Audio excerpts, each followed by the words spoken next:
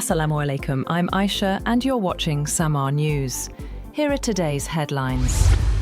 Voters in New Jersey and Virginia will choose their next governors today, in a pair of races that will serve as an early gauge of the American electorate's response to President Donald Trump's norm-shattering 9 months in office.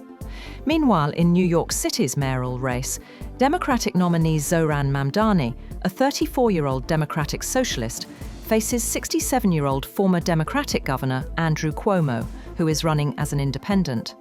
The campaign has laid bare the Democratic Party's generational and ideological divides as it seeks to rehabilitate its damaged brand. US President Donald Trump has endorsed former New York Governor Andrew Cuomo for mayor of New York City and threatened to hold back federal funds to the city if Democratic candidate Zohran Mamdani wins the mayoral election on Tuesday. Trump has injected himself further into the race by crossing party lines to support Cuomo over Mamdani, and the Republican candidate Curtis Sliwa, who trails badly in public opinion polls in the heavily Democratic city. On the other hand, the US government shutdown has hit a record 35 days, matching the longest in American history. Federal workers, soldiers, and millions relying on food aid are going unpaid, while Congress remains in deadlock. Economists warn the shutdown could cost the US economy over $11 billion if it continues another week. Dick Cheney, a driving force behind the US invasion of Iraq in 2003, who was considered by presidential historians as one of the most powerful vice presidents in US history, has died at age 84. Cheney died on Monday night from complications of pneumonia and cardiac and vascular disease. The Republican was already a major Washington player when then Texas Governor George W. Bush chose him to be his running mate in the 2000 presidential race that Bush went on to win. Residents of northern Afghanistan have begun a cleanup operation after a powerful 6.3 magnitude earthquake left at least 27 dead and almost 1,000 injured. The quake struck near the northern Afghan city of Mazar-e-Sharif early on Monday, killing at least 27 people and damaging the city's historic Blue Mosque, authorities said, though the sparsely populated epicenter meant the death toll was lower than initially feared. Some 956 people have been injured, according to the latest figures from Afghanistan's Ministry of Public Health.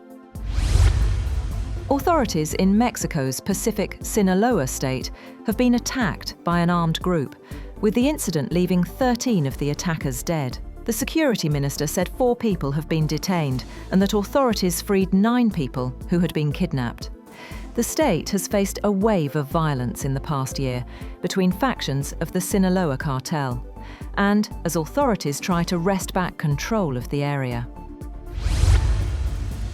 Ukrainian President Volodymyr Zelensky has visited troops near Dobropilya in eastern Ukraine and awarded soldiers at a frontline command post as fighting continues north of Pokrovsk. Zelensky said the visit focused on weapons, drone production, and the needs of brigades, including the Azov unit of Ukraine's National Guard. Separately, he said in a social media post that the European Commission's latest report shows Kyiv is confidently moving toward EU membership.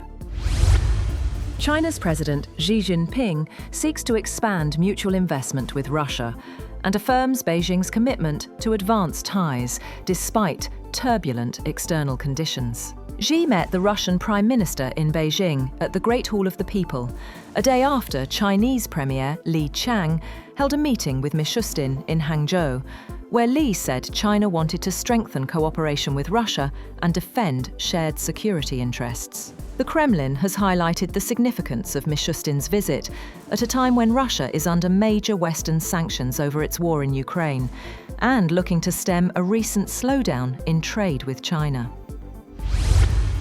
Australia's Defence Minister says the country's Defence Force operations to protect its sea trade routes, including through the South China Sea, are becoming more risky as Beijing undertakes the biggest military build-up in the world today. Richard Marles said in an opening speech at a Navy conference, open sea lanes, including trade routes that go through the South China Sea and East China Sea, are at the core of Australia's national interest. And former footballer David Beckham has been knighted by King Charles at Windsor Castle for his services to sport and charity. The 50-year-old former England captain received the honour more than 2 decades after his first royal recognition. That's all for now. For more updates, visit www.samaa.tv. Thank you for watching Samaa News.